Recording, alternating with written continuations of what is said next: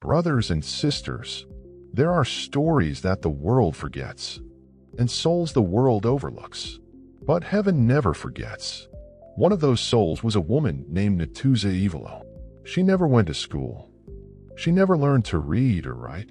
She grew up poor in a small town in southern Italy, in a time when poverty was normal and suffering was quiet. But Natuzza's life was anything but ordinary.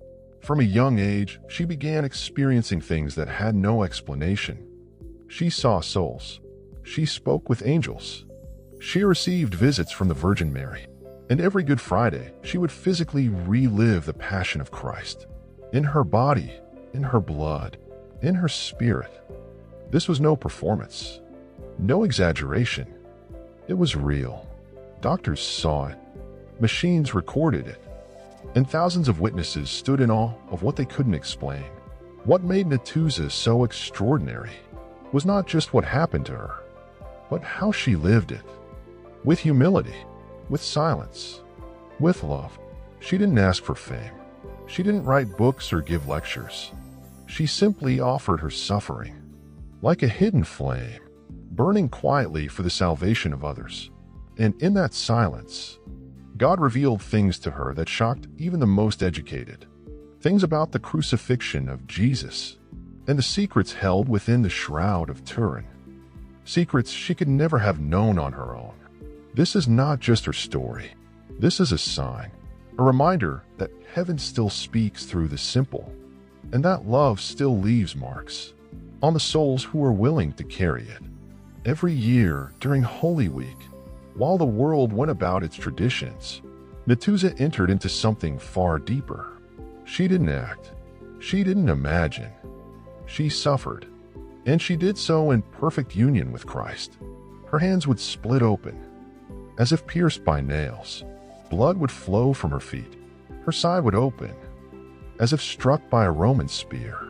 At 3 p.m. on Good Friday, the hour Jesus gave up his spirit, Natuzza's heart would stop.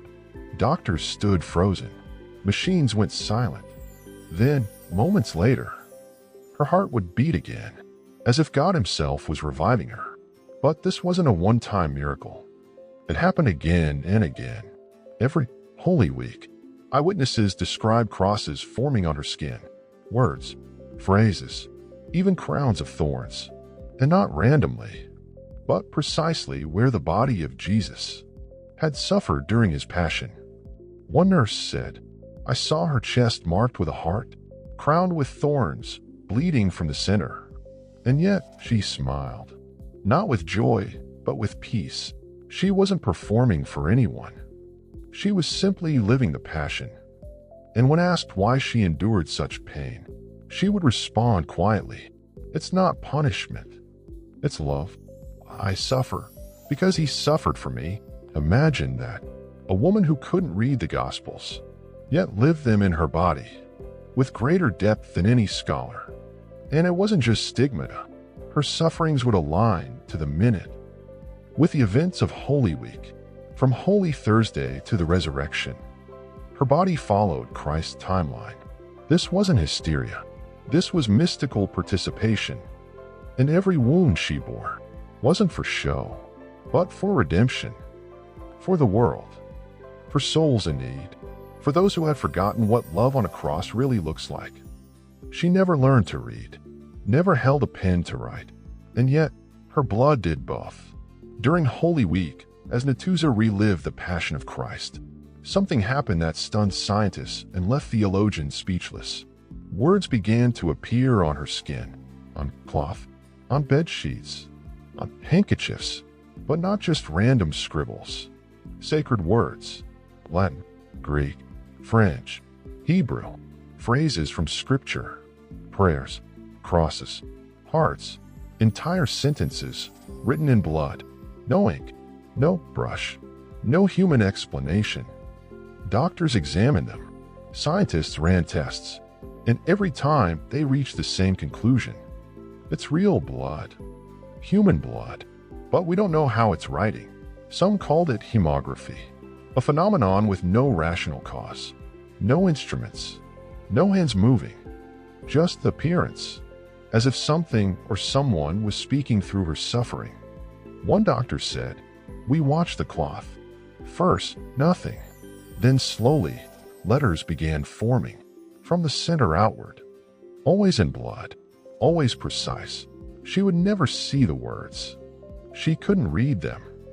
And yet they came, every year, like divine fingerprints. The most astonishing part, many of the phrases matched ancient prayers, things she had no way of knowing. And some contained references to the Passion of Christ, with theological depth even seasoned priests couldn't explain. This wasn't hysteria. This wasn't magic. This was the cross, speaking in blood. And it didn't speak for attention. It spoke for conversion. Come back to me, the blood seemed to whisper. Remember what love looks like, because in a world drowning in noise, sometimes heaven chooses silence and speaks through wounds. And in Natuzza, the wounds spelled out everything the gospel has always said. God still bleeds for love. How could a woman who couldn't read describe with stunning accuracy the details of Christ's suffering? Natuzza never studied theology. She had no access to scholarly books. And yet, what she saw matched perfectly what science has only recently discovered. About the Shroud of Turin, she said the crown of thorns was not a circular band, but a full helmet of thorns, piercing deep into Christ's scalp and even into his eye. A detail confirmed by the visions of and Catherine Emmerich, and by marks found on the shroud itself, on the forehead, the back of the head, and near the right eye. But how could Natuzza know this? She spoke of a tooth broken by a Roman soldier during Jesus' brutal interrogation, another injury visible in the shroud's facial imprint.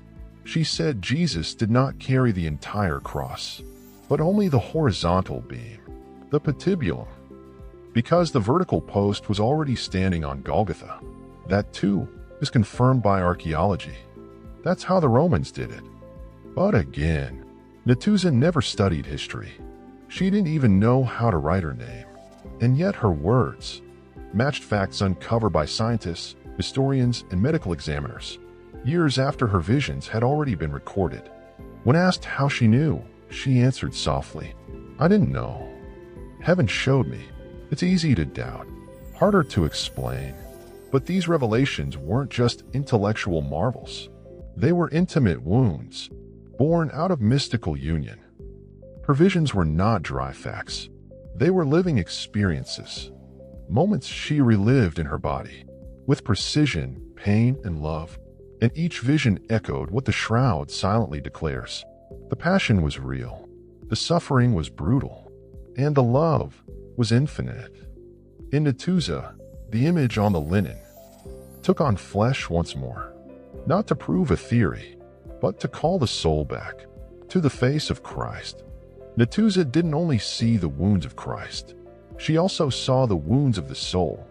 After death, from a young age, she was visited by departed souls, some sad, some peaceful, some in need.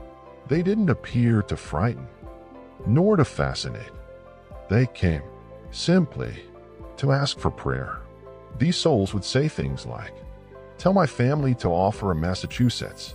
Please, a rosary, even one Hail Mary. Offer up a small sacrifice for love." They were not ghosts. They were not spirits seeking attention. They were souls in purgatory, longing for purification, aching for the light of God. Natuzza never spoke of them in fear. She described purgatory not as punishment, but as a place of mercy, gift. It's where the soul is cleansed, she said, where the soul learns to love fully, so it can look into the eyes of God without shame. She saw that the greatest pain these souls endured was not fire or torment, but being forgotten. She said, souls suffer because the living forget. They rush, they move on, they stop praying. And this, she warned, delays the soul's journey to the light. But when someone prays, when a mass is offered, when a rosary is said, she saw souls lifted upward, wrapped in light, with faces of peace. In a world that doubts the afterlife, Natuzza stood as a gentle witness. Those who love never die. and those who are loved can still be helped. Natuzza didn't only see pain. She also saw glory. In visions full of light and love, she was shown glimpses of heaven, and the words she used to describe it are enough to make the soul ache for God. She said heaven was an explosion of beauty, of colors unknown to this world, of music without instruments, and a love that doesn't need words. She saw children, the elderly, martyrs, priests, mothers holding rosaries, young people radiant with peace, and all of them bathed in eternal light. There were no shadows, no fear, no time, just presence, joy, and a sense that everything finally made sense. She once said, "When you love on earth, you are already building your place in heaven." But Natuzza's greatest gift was not what she saw. It was what she reminded us, that suffering, when united to Christ, can become salvation, that death is not the end, that the passion is real, and so is resurrection. And perhaps her most powerful words were these: "Those who love never die. Those who love live forever, in the light of God." So now we ask you, have you forgotten how close heaven really is? Have you let pain harden your heart? Do you still believe love can redeem the world? Because Natuzza's life wasn't just a miracle. It was a message, a gentle cry from heaven, in a world that forgets to look up. Speech balloon, if her story touched you, comment, "I want to love like heaven loves." Outbox tray, share this with someone who's searching for the light. Bell, subscribe to Beyond Yourself, where the veil is lifted and the soul remembers.